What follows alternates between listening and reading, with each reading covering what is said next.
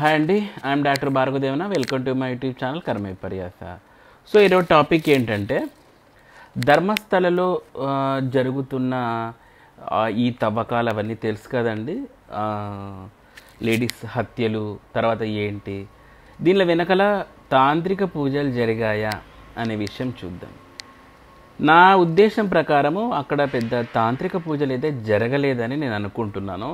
ఇది ఒక psycho killer లాగానో లేదంటే సీరియల్ కిల్లింగ్ లాగానో అయ్యి ఉండొచ్చేమో. బట్ తాంత్రిక దానికి సంబంధం లేకోకుండా ఉంది. ఎందుకంటే కొంతమంది మీడియా మిత్రులు అడుగుతూ ఉంటారు అనమాట, అక్కడ ఏమైనా తాంత్రిక పూజలు జరిగాయా అనేది. చూడండి, తాంత్రిక ప్రక్రియల్లో ఎవరు కానీ తంత్ర ప్రక్రియలు ఇలాంటివి చేసినప్పుడు ఆ తాంత్రిక దేవత వాళ్ళు ఏదైతే ఆరాధన చేస్తున్నారో ఆ తంత్ర దేవత వాళ్ళని ఆల్వేస్ ప్రొటెక్ట్ చేస్తూ ఉంటుంది. ఇట్లా బహిరంగంగా ఇట్లా అవుట్బర్స్ట్ అయ్యేంత ఇది అయితే ఆవిడ ఇవ్వదు, ఇన్ కేసు పూజా విధి విధానంలో ఏదైనా ఫాల్ట్ ఉంటే తప్పితే. ఇక్కడ అతను ఎన్ని సంవత్సరాల నుంచి చేస్తున్నాడు.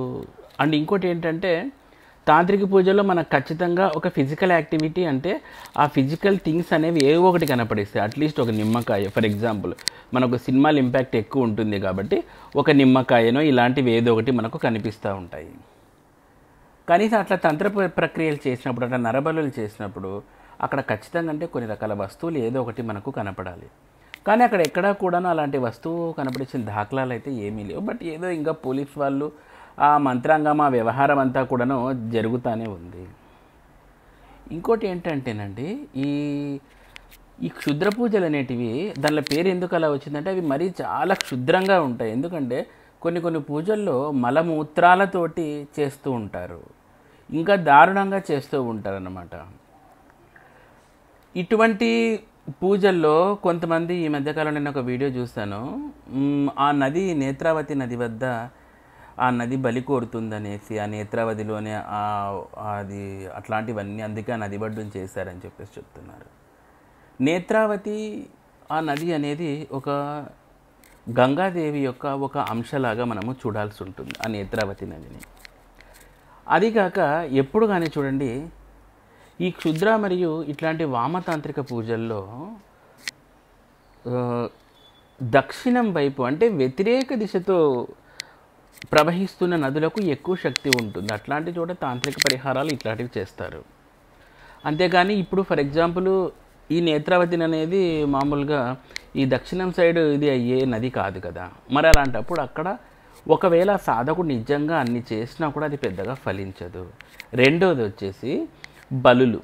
ఇప్పుడు ఒకవేళ అంతమంది స్త్రీలను బలులు ఇచ్చినారు అంటున్నారంటే అది నిజంగా ఒక సైకోపాతికే. ఎందుకంటే ఎవరికైనా కానీ ఇప్పుడు మనము దశమహావిద్యల్లో కూడా కొన్ని రకాల బలులు ఇస్తూ ఉంటాం.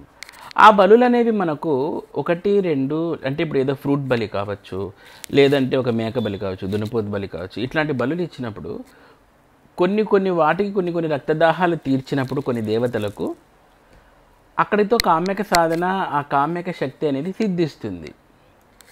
ఇంతటి కంటిన్యూగా ఒక నరమేధం లాగా జరుగుతోంది అంటే అది పక్కా కూడా తంత్రం అనేది కాదు. తర్వాత ఇంకొక పాయింట్ ఏంటంటే ఈ మధ్యకాలంలో ఒక ఇంటర్వ్యూలో కూడా చెప్తున్నారు, దశమహావిద్య దేవతలను చిన్నమస్తాదేవిని మధ్యలోకి లాక్కొచ్చారు. సో ఇక దీనికి మనం నవ్వాలా ఏడవాలా అర్థం అవ్వట్లేదు. చిన్నమస్తా దేవతలు ఇప్పుడు దశమహావిద్యల్లో కొన్ని దేవతలకు నరమాంస ప్రియే అనే ఒక సహస్రనామాల్లో ఉంటుంది. కానీ ఇక్కడ ఏంటంటే ఒకవేళ బలులు ఇచ్చినా కూడా మ్యాక్సిమము మీరు చూడండి దశమహావిద్యల్లో ఈవెన్ కామాఖ్యలో కానీ బలులు ఇస్తే మగజాతివే బలులు చేయబడతాయి. దున్నపోతైనా మగదే, మేకపోతైనా మగదే, ఇట్లా మగవే ఇస్తారు. కానీ లేడీస్కి స్థానం లేదు. ఈ లేడీస్ని ఇస్తారు అనేది అంతా కూడా సినిమాల్లో చూపిస్తుంటారు. కానీ 99% మగవాళ్ళే బలులకి ఇది అవుతూ ఉంటారనమాట. సో కాబట్టి ఇక్కడ ఒక రకమైన తాంత్రిక ఫాల్ట్ నెంబర్ 1. నెంబర్ 2, అక్కడ ఏవి ఎవిడెన్సెస్ తాంత్రిక పరంగా జరిగిన ఎవిడెన్సెస్ ఏవీ లేవు.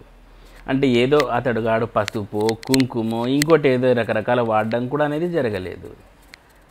ఎందుకంటే కొన్ని ఇవి బయటపడుతున్నాయి, అవి బయటపడినాయి, ఇవి బయటపడుతున్నాయి అంటున్నారు. కానీ ఎక్కడ తాంత్రిక సంబంధించిన ఎవిడెన్స్లు ఏమి బయటపడట్లేదు. సో ఇక్కడ ఒక రెండోది తర్వాత నది పక్కన చేశారు అంటే అది వ్యతిరేక దిశలో ఉండడం వలన ఆ నదికి కూడా, ఎందుకంటే ఆ అంశ కూడా నేత్రావతి అనే ఆమె ఒక ఇది యక్షిణీ దేవత, యక్షిణీ దేవత అని కొంతమంది చెప్తూ ఉంటారు.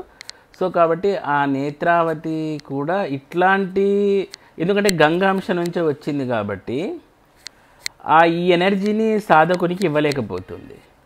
ఇంకోటి వచ్చేసి ఎప్పుడైనా కానీ ఇలాంటి నదులు ప్రవాహం చేసేటప్పుడు చేసే చోట కానీ, పర్వతాల దగ్గర కానీ, సముద్రాల దగ్గర కానీ మనకు ఇట్లాంటి సాత్వికాచారంలో ఉన్న పూజలను కొంచెం ఎక్కువ వాల్యూస్ ఉంటాయి.